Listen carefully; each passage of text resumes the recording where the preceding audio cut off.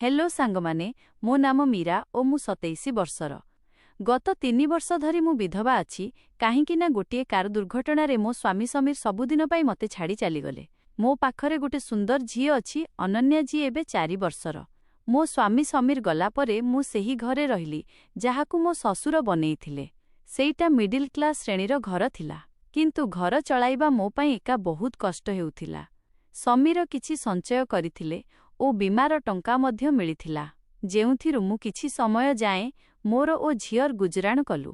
किंतु धीरे धीरे से टंका सरीबाकु लागिला ओ मते चिंता लागिला। मु केबे चाकिरी करिनथिली काहींकिना समीर सबुबेले कहुथिला कि से रोजगार करिवो ओ मु घर संभाळिबी। एबे कोन करिबी एही प्रश्न मो मुंडरे प्रति राति घुरुथिला। चाकिरी करिबा चिंता आसिला किंतु अनन्या को छाड़ी जिबाकु मन मानु नथिला। से एबे बहुत छोट थिला ओ ताकु मोर दरकार थिला। मो सम्मुखरे गोटे ही विकल्प थिला निज ससुर घरे ही रहिबा ओ किछि काम खोजिबा। जदियो मो सासु ससुरंक सह संपर्क भल थिला किंतु सेमाने बुढ़ा होई गलेनी। तांको विचार थिला कि विधवा बहु घरे ही रहू किंतु मो दियर विक्रम सबुबेले मो साथ देइथिला। से समीर ठारू 5 वर्ष छोट ओ एबे जाई से अविवाहित। तार चाकिरी सहर रे आरंभ होइथिला किंतु जेबे समीरर मृत्यु हेला तो से गांकु फेरी आसिला। तार छोटिया चाकिरी अछि जेउथिरु से निज खर्च तो चलाई निए किंतु परिवारर बोझ उठाइबा पई तार पाखरे यथेष्ट टंका नथिला। जेबे मो सासु ससुरंक सह कथा हेली तो सेमाने तुरंत राजी होई गले। मो सासु कहिले झियो तू आम साथी रे ही रहिबु तो ओ अनन्या आम परिवार। किंतु विक्रमर बुझेइबा परे सेमाने मते काम करिबा पई अनुमति देइदेले ओ एहीपरि मु निज ससुर घररे रही चाकिरी खोजिबारे लागिगली। घर को आसीबा सहज थिला किंतु एठी रहिबा नुहे। मो सासु ससुर एबे बुढ़ा होई गलेनी ओ तांको चिंताधारा पुरुणा थिला। प्रति छोट कथारे तांको राग बाहारी पडुथिला। केबे अनन्यार पाटिरे तो केबे रंधा तरिकारे बा मो कामकु जिबारे मीरा तू अभागिनी तो पाई ही तो स्वामी चलीगला। एमिति कथा सुनी मो मन भांगी जाउथिला। मु रातिरे एका कांदुथिली जेमिति अनन्या देखि न पारु। एही सबु परिस्थिति रे मो दियर विक्रम ही एकमात्र सेही व्यक्ति थिला जे मो साथीरे छिड़ा हेउथिला। से मते कहुथिला भाउज साहस हारनी आमे मिसी सबु किछि ठीक करिदबा। गोटिए दिन संध्यारे ससुर मते डाकी कहिले मीरा घर खर्च बहुत बढ़ी गलानी। मोरु एते लोकंकर खाइबा पीबा चली पारिबनी। तते कोनोसी काम करिबाकू हेबो। मु बुझी बिचारी तांको कथा मानिनेली। आज्ञा बापा मु कालीठारू ही चाकिरी खोजिबा आरंभ करिदेबी। अनन्यार ध्यान आपण ओ मां रखिदेबे ना। किंतु विक्रमकू एही कथा भल लागिलानी। से मो कोठरी को आसिला ओ कहिला भाउज तमकू कोउठीकू जिबा दरकार नाही। मु 2टा चाकिरी करिदेबी। तमे केवल घर संभाळ ओ अनन्यार ध्यान रख। मु ताकू बुझेइली विक्रम एइटा मो दायित्व। तते तो भविष्यत कथा भाबिबा उचित। तोर बाहाघर हेबो निज परिवार गढ़िबु। मते निज गोड़रे छिड़ा हेबाकू ही हेबो। से मानिलानी किंतु शेषरे ताकू स्वीकार करिबाकू पड़िला। मु चाकिरी खोजिबा आरंभ कली ओ मते गाँ स्कूल रे शिक्षक काम मिलिगला। प्रधानाचार्य सार बहुत भल मनीष थिले। से मो परिस्थिति बुझुथिले ओ मते केबे डेरी रे आसीबा पई गाली करू नथिले। किंतु एही चाकिरी मो पई यथेष्ट नथिला।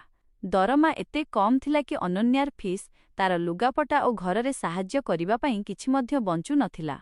मु प्रति राति क्लांत होई घर फेरे किंतु मने मने जानिथिली कि एइटा यथेष्ट नुहे। गोटिए राति जेबे अनन्या सोई पड़िथिला मु बारंडारे बसिथिली। विक्रम मो पाखकू आसिला ओ कहिला भाउज तू बहुत थकी गला परी लागुछु। मु निश्वास मारी कहिली हाँ विक्रम एही चाकिरी मो पई ठीक नुहे। टंका बहुत कम अछि ओ काम बहुत अधिक। विक्रम मो हाथ उपरे तार हाथ रखिला ओ कहिला भाउज तू चाकिरी छाड़ी दे। मु आउ गोटिए चाकिरी खोजी देबी। चाहे मते 24 घंटा काम करिबाकू पड़ू। मु तते ओ अनन्या को कौनसी जिनिसर अभाव हेबाकू देबिनी। तार चेहरा चकमक करुथिला जेमिति से सतरे मो साहाय्य करी खुशी हेबो। से मते देखि कहिला एमिति मध्य भाउज तमे बहुत सुंदरी। जहन्न परी तम चेहरा थकापणरे मध्य चमकुछि।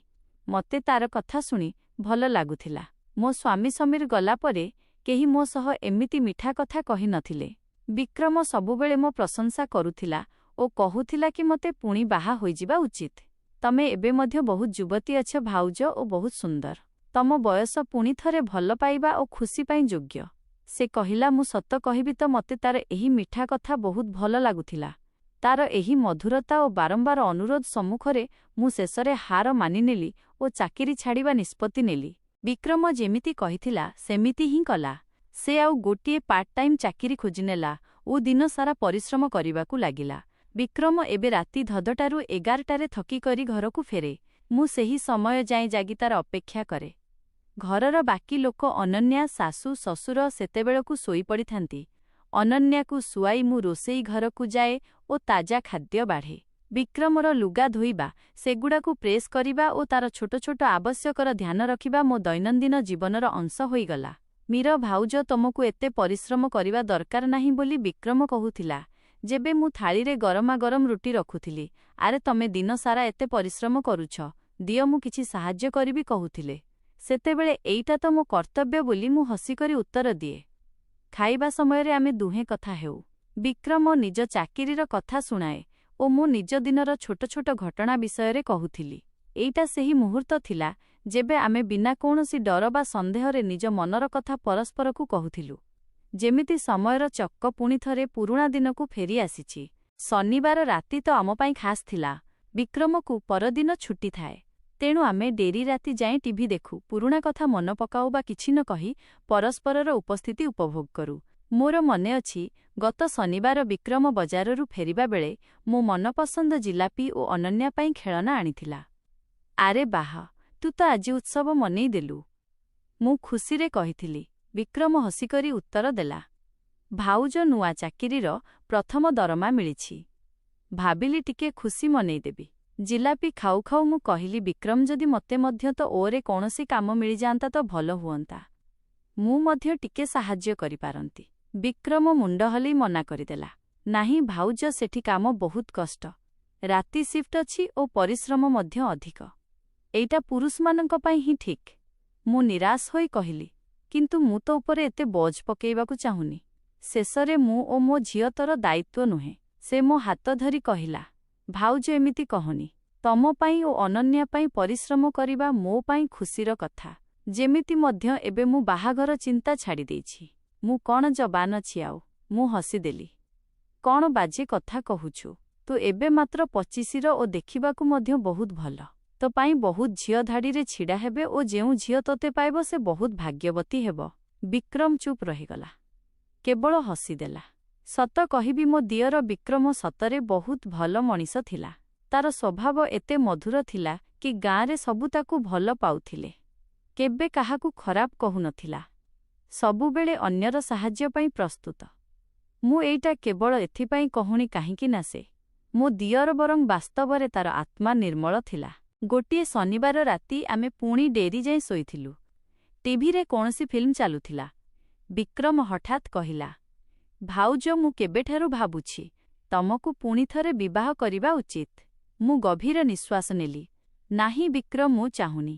ମୋର ଗୋଟେ ଛୁଆ ଅଛି ଓ ତୁ ଜାଣିଛୁ ଦ୍ୱିତୀୟ ବାପା ସାଥିରେ ଛୁଆର ଜୀବନ କେତେ କଷ୍ଟ ହୋଇପାରେ। ମତେ ନିଜ ଝିଅ ପାଇଁ ଚିନ୍ତା ହୁଏ। ବିକ୍ରମ ଟିକେ ସମୟ ଚୁପ୍ ରହି କହିଲା, ଭାଉଜ, ମୁଁ କିଛି କହିବାକୁ ଚାହୁଁଛି, କିନ୍ତୁ ପ୍ଲିଜ୍ ଖରାପ ମାନିବୁନି ବା ଭୁଲ ବୁଝିବୁନି। ମୁଁ ତାର କାନ୍ଧ ଉପରେ ହାତ ରଖିଲି। ଆମେ ପରିବାର, ବିକ୍ରମ, ଆମ ଭିତରେ ଏମିତି କୌଣସି କଥା ଅଛି ଯେଉଁଥିରେ ଭୁଲ ବୁଝାମଣା ହୋଇପାରେ? କହ। ସେ ନର୍ଭସ୍ ହୋଇ କହିଲା, ସତ କହିବି ଭାଉଜ, ମୁଁ ଚାହୁଁନି କି ତମେ ପୁଣି ବାହା ହୁଅ। ମୁଁ ଚମକିଗଲି, କାହିଁକି ବିକ୍ରମ, ଏମିତି କାହିଁକି? ଏଥିରୁ ତ ତୋ କାନ୍ଧରୁ ମୋର ଓ ଅନନ୍ୟାର ଦାୟିତ୍ୱ ହଟିଯିବ। ନାହିଁ ଭାଉଜ, ସେ ମୋତେ ଦେଖି କହିଲା, ମତେ ଏହି ଦାୟିତ୍ୱ ଭଲ ଲାଗେ। ତମ ଓ ଅନନ୍ୟା ଘରେ ଥିଲେ ଘର ଜୀବନ୍ତ ଲାଗେ। ଆମକୁ ପିଲାଦିନୁ ହିଁ ପରସ୍ପରର ଅଭ୍ୟାସ ଅଛି। ତମକୁ ମନେ ଅଛି ଯେବେ ସମୀର ଭାଇଙ୍କ ସାଥିରେ ଆମେ 3 ଜଣ ମିଶି ଗାଁ ମେଳା ଯାଉଥିଲୁ? ମତେ ଭଲ ଲାଗିଲା ଏଇଟା ଜାଣିକି ବିକ୍ରମ ମତେ ନିଜ ସାଥିରେ ରଖିବାକୁ ଚାହୁଁଛି। ଶାଶୁ ଶ୍ୱଶୁର ସବୁବେଳେ ମତେ ଦ୍ୱିତୀୟ ବିବାହ ପାଇଁ ପ୍ରେରିତ କରୁଥିଲେ, କିନ୍ତୁ ବିକ୍ରମ ଚାହୁଁଥିଲା କି ମୁଁ ଏଠି ହିଁ ରହେ ତାର ସାଥିରେ। ପର୍ବପର୍ବାଣୀରେ ବିକ୍ରମ ମୋର ଓ ଅନନ୍ୟା ପାଇଁ ନୂଆ ଲୁଗା ଆଣୁଥିଲା। ଦୀପାବଳିରେ ତ ସେ ନିଜ ସାରା ଦରମା ଆମ ଉପରେ ଖର୍ଚ୍ଚ କରିଦେଇଥିଲା। ଅନନ୍ୟା ପାଇଁ ଖେଳନା, ମୋ ପାଇଁ ଶାଢ଼ୀ ଓ ଘର ପାଇଁ ନୂଆ ସାମାନ। ବିକ୍ରମ କିଛି ଟଙ୍କା ନିଜ ପାଇଁ ମଧ୍ୟ ବନେଇ ରଖ। ମୁଁ ତାକୁ ବୁଝେଇଲି, ତମ ବାହାଘର ପାଇଁ କିଛି ତ ସଞ୍ଚୟ କର। ସେ ହସିଲା। ଭାଉଜ, ମୁଁ କହିଲି ନା, ବାହାଘର କଥା ଛାଡ଼ି ଦେଇଛି। ଆମେ ଦୁହେଁ ଏମିତି ହିଁ ରହିବା। ନା ତମେ ବାହା ହେବ ନା ମୁଁ ବାହା ହେବି। ମୁଁ ହସୁଥିଲି ଓ କଥା ଟାଳି ଦେଉଥିଲି। କିନ୍ତୁ ଯେବେ କେବେ ମୁଁ ତାର କୋଠରୀ ସଫା କରୁଥିଲି ତ କିଛି ଜିନିଷ ଦେଖୁଥିଲି ଯାହା ମୋତେ ଅଜବ ଲାଗୁଥିଲା। ତାର ବିଛଣା ଉପରେ ଦାଗ ଏବଂ ତାରରେ ଲୁଚିଥିବା ଭିଡିଓ। ମୁଁ ବୁଝୁଥିଲି କି 25 ବର୍ଷର ଅବିବାହିତ ଯୁବକ। ଏଇଟା ସବୁ ସ୍ୱାଭାବିକ। କିନ୍ତୁ ଏହି ଜିନିଷ ଦେଖି ମୋତେ ମୋ ସ୍ୱାମୀ ସମୀରର ସ୍ମୃତି ତାଜା ହୋଇଯାଏ। ସେହି ଅନ୍ତରଙ୍ଗ ମୁହୂର୍ତ୍ତ ଯେଉଁଥିରୁ ମୁଁ 3 ବର୍ଷ ଧରି ବଞ୍ଚିତ ଥିଲି। ମୁଁ ନିଜକୁ ରୋକିପାରୁନଥିଲି ଓ କେବେ କେବେ ଘଣ୍ଟା ଘଣ୍ଟା ନିଜ କୋଠରୀରେ ବନ୍ଦ ହୋଇ ସେହି ଭିଡିଓ ଦେଖୁଥିଲି। ଗୋଟିଏ ରାତି ଯେବେ ଆମେ ଦୁହେଁ ଡେରି ଯାଏଁ ଜାଗିଥିଲୁ, ଟିଭିରେ ଗୋଟିଏ ଫିଲ୍ମ ଚାଲୁଥିଲା ଯେଉଁଥିରେ କିଛି ଆନନ୍ଦମୟ ଦୃଶ୍ୟ ଥିଲା। ମୋର ଧ୍ୟାନ ସେଥିରେ ଥିଲା ଓ ମୋତେ ଜାଣିନାହିଁ କାହିଁକି ଗୋଟେ ଅଜବ ଉଷ୍ମତା ଅନୁଭବ ହେଉଥିଲା। ମୁଁ ନିଜକୁ ସମ୍ଭାଳିଲି ଓ ଏମିତି ଦେଖେଇଲି ଯେମିତି ମୋତେ କିଛି ବୁଝା ପଡ଼ୁନି। ମୁଁ ଶୋଇବାକୁ ଯାଉଛି ବିକ୍ରମ। ତତେ ମଧ୍ୟ ଶୋଇଯିବା ଉଚିତ। କାଲି ଶୀଘ୍ର ଉଠିବାର ଅଛି। ବିକ୍ରମ ହସିକରି କହିଲା, ଠିକ୍ ଅଛି ଭାଉଜ ତମେ ଯାଅ। ମୁଁ କେବଳ ଟିକେ ସମୟ ଆଉ ଫିଲ୍ମ ଦେଖି ଆସୁଛି। ମୁଁ ନିଜ କୋଠରୀ ଆଡ଼କୁ ବଢ଼ିଗଲି। କିନ୍ତୁ ମୋ ମନରେ କିଛି ବିଚିତ୍ର ଚିନ୍ତା ଘୁରୁଥିଲା। ମୋତେ ନିଦ ଆସୁନଥିଲା। ବିଛଣାରେ ଏପଟ ସେପଟ ହୋଇ ମୁଁ ମୋବାଇଲ ଉଠାଲି ଓ ସ୍କ୍ରୋଲ କରିବାକୁ ଲାଗିଲି। ହଠାତ୍ କଣ୍ଠ ଶୁଖିଗଲା। ଶୋଷ ଲାଗିଲା। ମୁଁ ଧୀରେ ଉଠି ପାଣି ପିଇବା ପାଇଁ ରୋଷେଇ ଘର ଆଡ଼କୁ ଗଲି।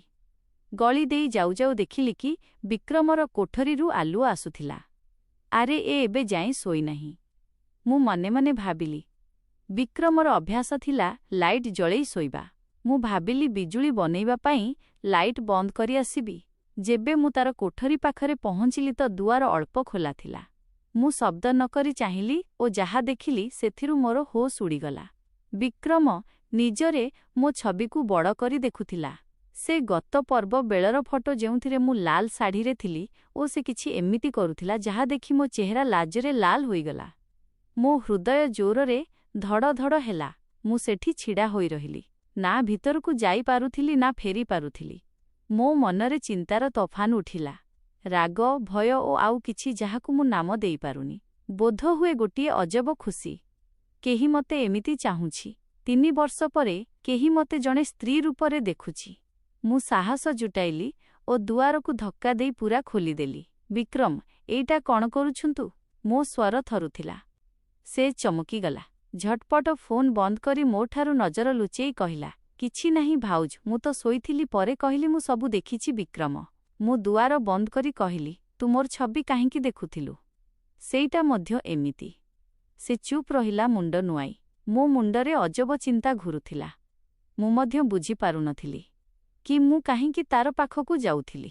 ବୋଧହୁଏ ସେ 3 ବର୍ଷର ଏକାପଣିଆ, ସେ ରାତିର ସନ୍ଧିକ୍ଷଣ, ବା ବୋଧହୁଏ ସେ ଭଲ ପାଇବା ଓ ଆପଣାରପଣର ଭୋକ ଯାହା ମୋ ଭିତରେ ଥିଲା।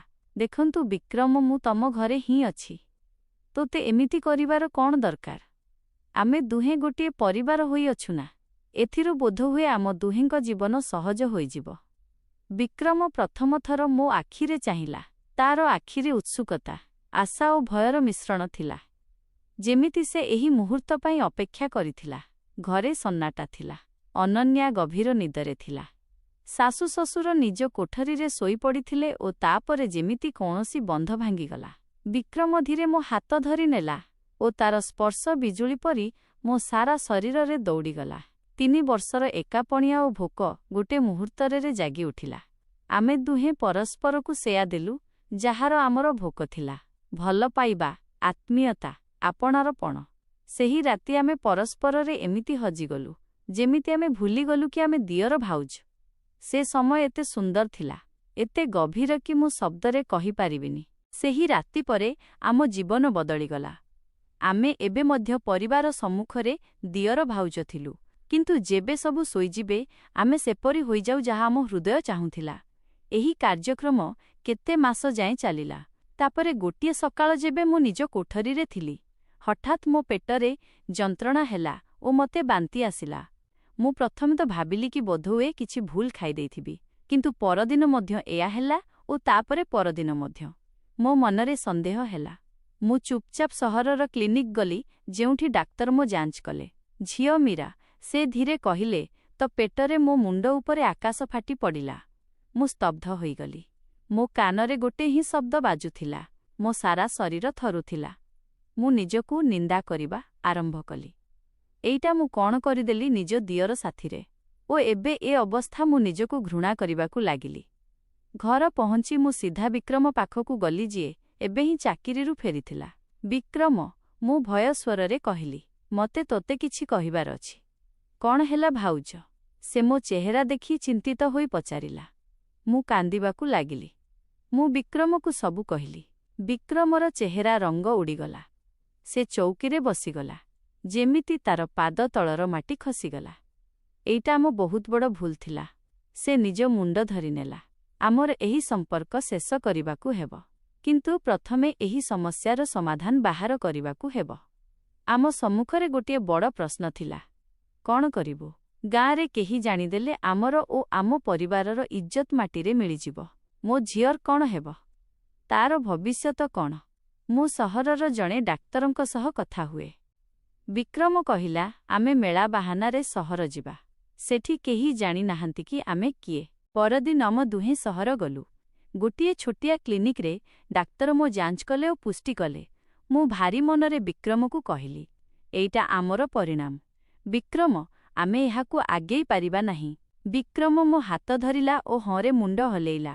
ଡାକ୍ତରଙ୍କୁ ପରାମର୍ଶ ନେବା ପରେ ମୁଁ ସେହି ପଦକ୍ଷେପ ନେଲି, ଯାହା ବୋଧହୁଏ ମୋ ଜୀବନର ସବୁଠୁ କଠିନ ନିଷ୍ପତ୍ତି ଥିଲା। ଫେରି ଗାଁକୁ ଆସିବା ପରେ ମୋ ହୃଦୟ ଓ ମନ ଉଭୟ ଭାରି ଥିଲା। ମୁଁ ବିକ୍ରମକୁ କହିଲି, ଏବେ ଆମକୁ ନିଜ ନିଜ ଜୀବନ ଅଲଗା କରିବାକୁ ହେବ। ମୁଁ ନିଜ ଝିଅ ସାଥିରେ କୋଉଠି ଦୂରକୁ ଚାଲିଯିବି ଓ ତୁ ତୋ ଜୀବନ ଆରମ୍ଭ କର। ବିକ୍ରମର ଆଖିରେ ଲୁହ ଥିଲା। କ୍ଷମା କରିଦେବୁ ଭାଉଜ। ସେ କହିଲା, ମୁଁ ତୋତେ ଏହି ଅବସ୍ଥାରେ ପହଞ୍ଚାଇଦେଲି।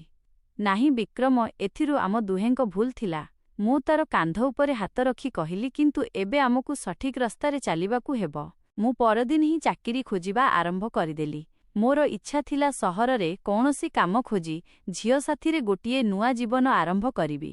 କିନ୍ତୁ ଯେମିତି ଯେମିତି ଦିନ ବିତିଲା, ମୋ ଭିତରେ ଗୋଟେ ଅଜବ ଯନ୍ତ୍ରଣା ଓ ଖାଲିପଣିଆ ବଢ଼ିଲା। ବିକ୍ରମ ମଧ୍ୟ ଚିନ୍ତିତ ଦେଖାଯାଉଥିଲା।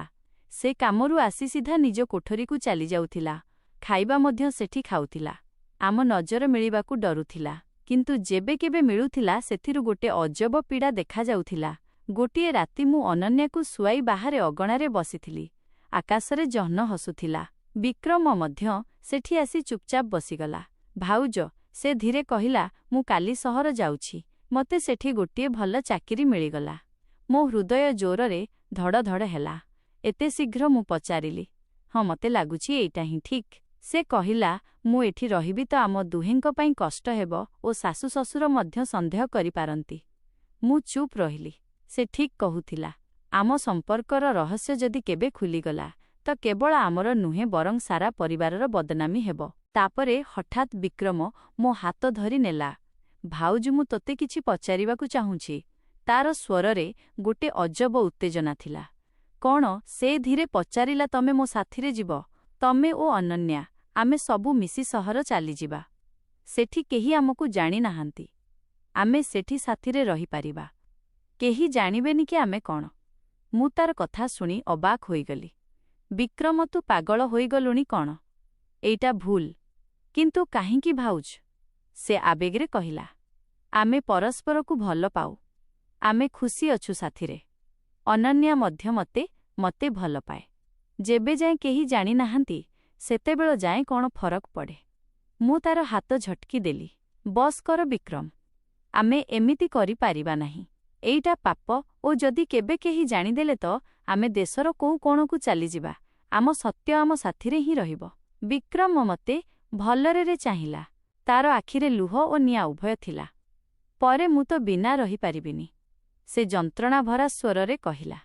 ମୁଁ ତତେ ଭଲ ପାଏ, କେବଳ ଦିଅର ରୂପରେ ନୁହେଁ। ଏଇଟା ଭଲ ପାଇବା ନୁହେଁ, ବାସନା ବିକ୍ରମ, ମୁଁ ଟାଣ କରି କହିଲି। ଯଦିଓ ମୁଁ ଜାଣିଥିଲି କି ଏଇଟା କେବଳ ବାସନା ନଥିଲା। ଆମ ଭିତରେ କିଛି ଆଉ ଗଭୀର ଥିଲା, କିନ୍ତୁ ତାକୁ ନାମ ଦେବା ପାପ ଥିଲା। ବିକ୍ରମ ସେଠାରୁ ଉଠି ନିଜ କୋଠରୀକୁ ଚାଲିଗଲା। ମୁଁ ସେଠି ଅଗଣାରେ ବସି ରହିଲି, ନିଜ କପାଳ ଉପରେ ଲୁହ ବହାଇ। ପରଦିନ ସକାଳ ଯେବେ ମୁଁ ଉଠିଲି ତ ଦେଖିଲି କି ବିକ୍ରମର କୋଠରୀ ଖାଲି ଥିଲା। ସେ ନିଜ ବ୍ୟାଗ୍ ଧରି ଚାଲିଯାଇଥିଲା। ସେ ଗୋଟିଏ ଚିଠି ଛାଡ଼ିଥିଲା। ସେଥିରେ ଲେଖାଥିଲା, ମୋ ପ୍ରିୟ ଭାଉଜ, ମୁଁ ଯାଉଛି। ଏହି ଘର ଛାଡ଼ି ତମେ ଠିକ୍ କହୁଥିଲା। ଆମେ ସାଥିରେ ରହିବା ଭୁଲ। ମୁଁ ଚାହୁଁନି କି ମୋ ଯୋଗୁଁ ତମର ବା ଅନନ୍ୟାର ଜୀବନରେ କୌଣସି ଅସୁବିଧା ଆସୁ। ମୁଁ ସହରରେ ଗୋଟିଏ ଚାକିରି ନେଇଛି। ପ୍ରତି ମାସ ଟଙ୍କା ପଠାଇବି। ଯେବେ ଯାଏଁ ମୁଁ ଅଛି ତୋତେ ବା ଅନନ୍ୟାକୁ କେବେ କୌଣସି ଜିନିଷର ଅଭାବ ହେବନି। କ୍ଷମା କରିଦେବୁ ଭାଉଜ ତୋର ବିକ୍ରମ। ସେହି ଚିଠି ପଢ଼ି ମୋ ଆଖିରୁ ଲୁହ ବୋହିଗଲା। ମୁଁ ନିଜକୁ ଦର୍ପଣରେ ଦେଖିଲି ଓ ଭାବିଲି ମୀରା ତୁ କ'ଣ କରିଦେଲୁ? ମୁଁ ମୋ ସ୍ୱାମୀ ସ୍ମୃତିକୁ ଠକିଦେଲି। ପରିବାରର ଇଜ୍ଜତକୁ ବିପଦରେ ପକେଇଲି ଓ ନିଜ ଝିଅର ଭବିଷ୍ୟତ ଅନ୍ଧକାରକୁ ଠେଲିଦେଲି। ବିକ୍ରମ ମଧ୍ୟ ଏବେ ନିଜର ବୋଝ ତଳେ ଦବିଯିବ। ଆମେ ଦୁହେଁ ଯେଉଁ ଭୁଲ କଲୁ ତାର ଅନୁଭବ ଏବେ ଆମକୁ ପ୍ରତି ମୁହୂର୍ତ୍ତ କଷ୍ଟ ଦେଉଛି। ସାଙ୍ଗମାନେ ଜୀବନରେ କେବେ ମଧ୍ୟ ଏମିତି ରାସ୍ତା ଆପଣାନ୍ତୁ ନାହିଁ ଯାହା ପରିବାରର ସମ୍ପର୍କକୁ ଭାଙ୍ଗିଦିଏ। ଭୁଲ ପଦକ୍ଷେପ ଗୋଟିଏ ମୁହୂର୍ତ୍ତର ଖୁସି ଦିଏ, କିନ୍ତୁ ତାପରେ ସାରା ଜୀବନର ଅନୁତାପ।